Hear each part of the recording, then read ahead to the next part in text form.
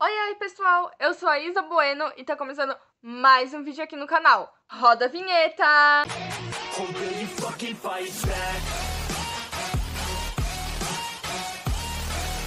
Hoje eu vim trazer outro livro, dando a minha opinião sobre os livros, check!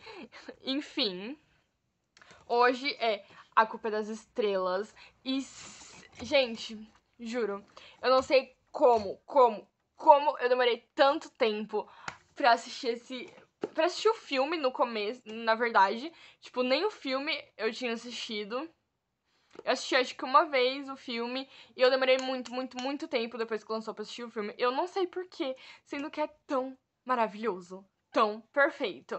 E pra ler o livro, no caso, eu terminei essa semana o livro, juro. Eu terminei em 2 dias o livro. Então, assim, é uma leitura muito rápida, muito fácil, muito boa e muito divertida. É simplesmente maravilhoso. O livro tem 283 páginas. Bom, eu vou ler primeiro aqui atrás, o que aparece, e depois eu falo um pouquinho sobre o livro. Não sou formada em matemática, mas sei de uma coisa. Existe uma quantidade infinita de números entre 0 e 1. Tem o 0,1 e o 0,12, o 0,112 e uma infinidade de outros. Obviamente, existe um conjunto ainda maior entre o 0 e o 2, ou entre o 0 e 1 milhão. Alguns infinitos são maiores que outros. Há dias, muitos deles, eu fico zangada com o tamanho do meu conjunto ilimitado. Eu queria mais números do que provavelmente vou ter. Tem a opinião aqui do New York Times, um misto de melancolia, doçura, filosofia e diversão. Grain nos mostra um amor verdadeiro, muito mais romântico que qualquer pôr do sol à beira da praia.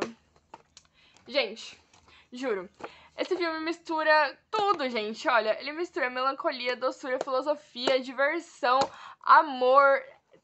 É simplesmente perfeito, maravilhoso. Dá uma olhada só nos surtos aqui. Tipo assim, 200 páginas, olha também de surto. É sobre isso. É muito bom. Primeiramente, ele começa com a Hazel. A mãe dela, num belo dia, decide que ela tá muito triste, né? Porque ela tem câncer na tireoide e depois, tipo, no pulmão. Então ela não consegue respirar direito. A mãe dela decide que ela tá muito deprimida, porque, pra quem não sabe, isso é um fato do câncer, mas como a Hazel Grace disse, não é um fato colateral do câncer, é um fato colateral de estar morrendo. Enfim. E ela manda ela pro grupo de apoio de outras pessoas que têm câncer. Enfim, e ela fala pra ela fazer novos amigos, pra ela sair, pra ela se divertir. Ela é um pouquinho sarcástica na resposta dela, e isso você só vai conferir se você ler o livro, porque eu não vou citar, pra deixar vocês curiosos.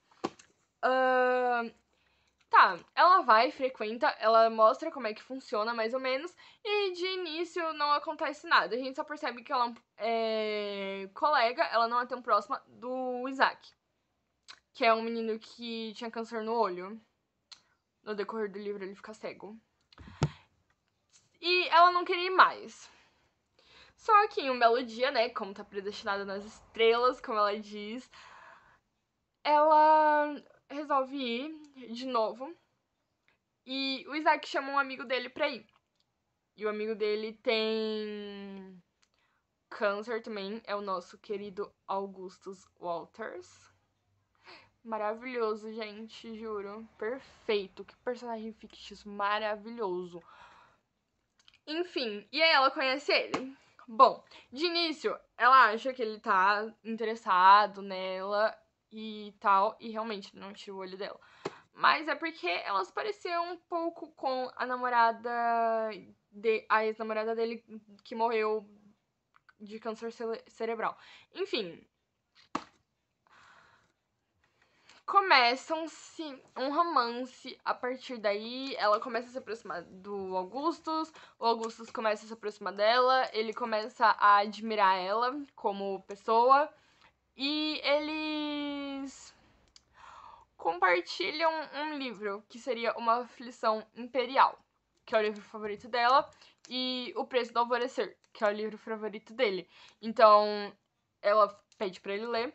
e em troca ele pede pra ela ler o dele. O Augusto sempre teve medo de morrer sem deixar algo histórico, enfim, ele sempre teve medo de ser esquecido.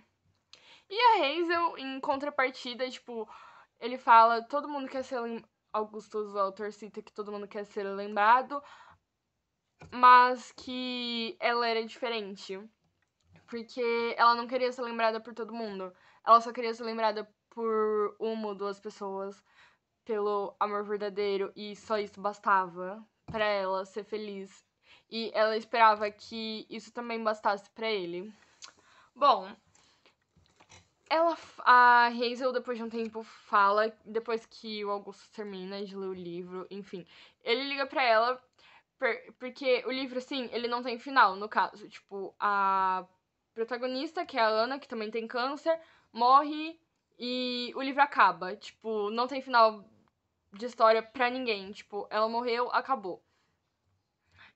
Aí ele liga falando, tipo, não, eu preciso das 20 últimas páginas. Me diz que seu exemplar veio faltando página. Aí ela fala, bem-vindo a ler uma aflição imperial.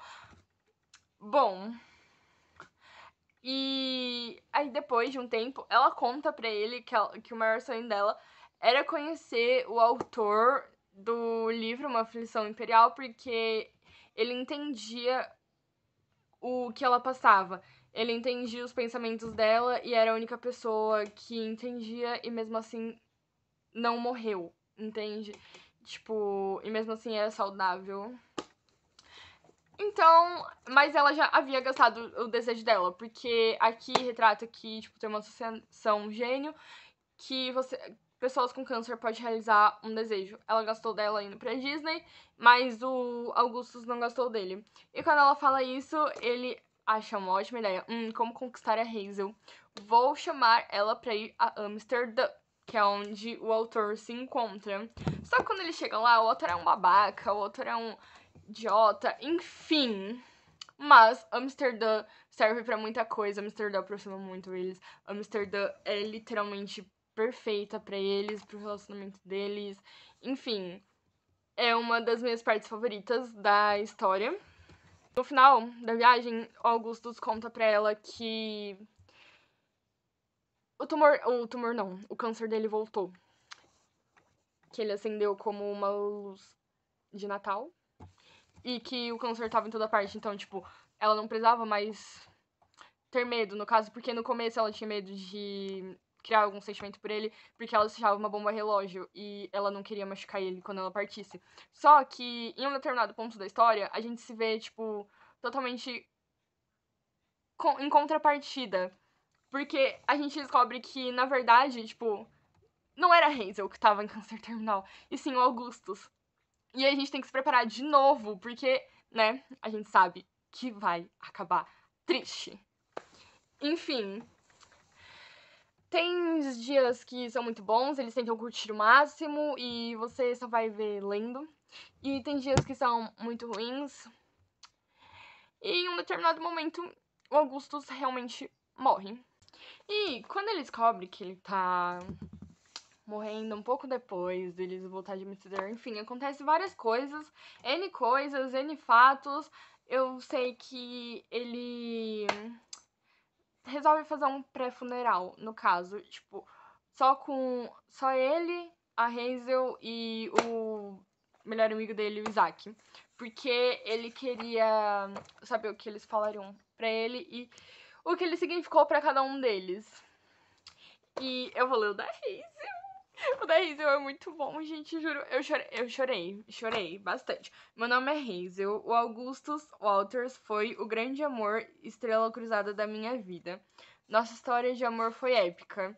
E não serei capaz de falar mais de uma frase sobre isso sem me afogar numa poça de lágrimas. O Gu sabia. O Gu sabe. Não vou falar da nossa história de amor pra vocês, porque como toda história de amor, de verdade, ela vai morrer com a gente. Como deve ser. Eu tinha a expectativa de que ele é quem estaria fazendo meu elogio fúnebre. Porém, não há ninguém que eu quisesse tanto que. Aí ela começa a chorar, enfim. E ela não completa a frase. Aí depois ela volta a falar. Não posso falar da nossa história de amor, então vou falar de matemática. Não sou formada em matemática, mas sei de uma coisa. Existe uma quantidade infinita de números entre 0 e 1 e 0 e 1 milhão. Alguns infinitos, obviamente, são maiores que outros. Um escritor de quem costumávamos gostar nos ensinou isso.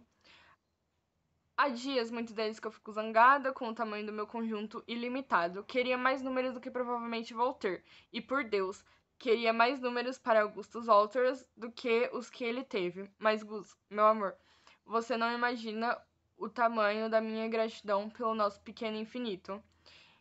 Eu não o trocaria por nada nesse mundo. Você me deu uma eternidade dentro dos nossos dias numerados, e eu sou grata por isso.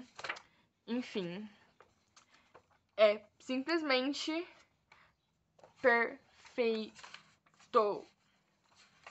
Perfeito tudo isso. E como Amsterdã não deu certo, Augustus percebeu que, tipo, não deu certo a parte de eles conhecerem o escritor, só porque o escritor não era nada do que ele parecia ser, não era nada do que eles imaginavam, enfim, foi uma decepção. E a Hazel ficou bem triste por causa disso, e o Augustus percebeu, e ele sabia que ele não ia estar, né, que ele não ia viver tanto, e que ele morreria antes dela. Mas ele também sabia que ele era a única pessoa que ela queria que fizesse o elogio fúnebre pra ela. Enfim. E ele resolve fazer. Ele manda pra esse autor e ele fala que, tipo, ele deveria se desculpar e que ele também deveria editar, tipo, o que ele quis dizer pra Hazel. Porque ele não sabia muito bem escrever de forma coesa, mas que ele queria deixar o elogio dele pra ela. E é isso, gente. Espero que vocês tenham gostado. Um beijo e até o próximo vídeo. Tchau!